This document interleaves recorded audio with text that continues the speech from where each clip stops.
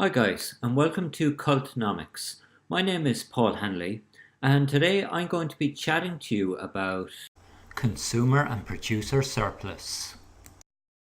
Okay guys, in this video we're going to show the difference between consumer and producer surplus, and to show this we're going to show a basic demand and supply diagram that we've seen previously.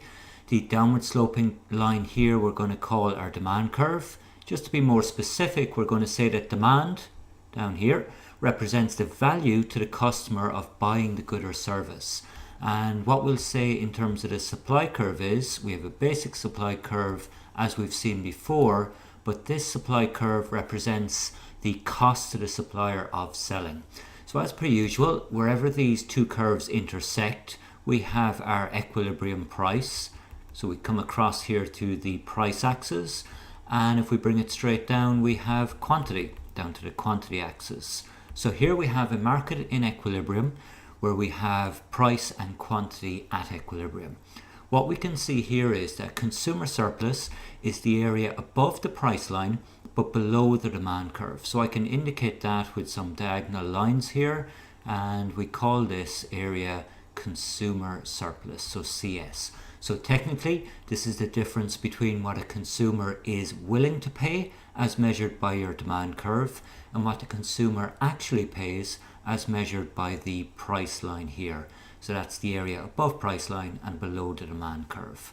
Secondly, in order to derive producer surplus, we can indicate it here with more diagonal lines, and visually it's the area below the price line and above the supply curve. And what this means is it's the difference between what a supplier is willing to supply the product for and the price that they actually receive. So a surplus is achieved here above the supply curve and below the price line like this.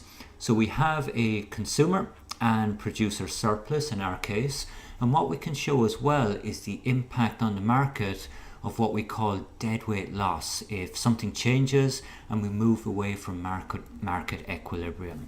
So what I'm going to show you here is the same diagram drawn again, where we have our downward sloping demand curve, upward sloping supply curve, and as before we have our equilibrium price in the center here, price, and our equilibrium quantity.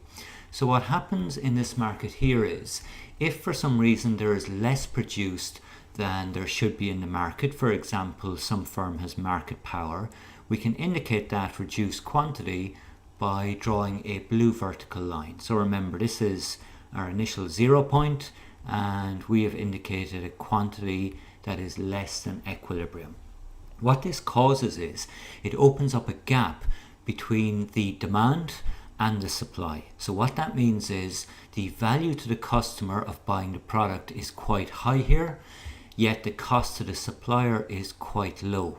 And what this causes is something called deadweight loss. We can indicate that by filling in our triangle here, and this triangle represents the entirety of deadweight loss in the market. So DWL is how we indicate that, and that is the deadweight loss that occurs in the market when there is, in this case, less produced. The value to the consumer is higher than the cost to the seller, and there's a deadweight loss in the market. And this loss represents a reduction in efficiency in the market, and therefore we were no longer producing at the socially optimum point. I hope you call back to Cultnomics soon. Bye for now.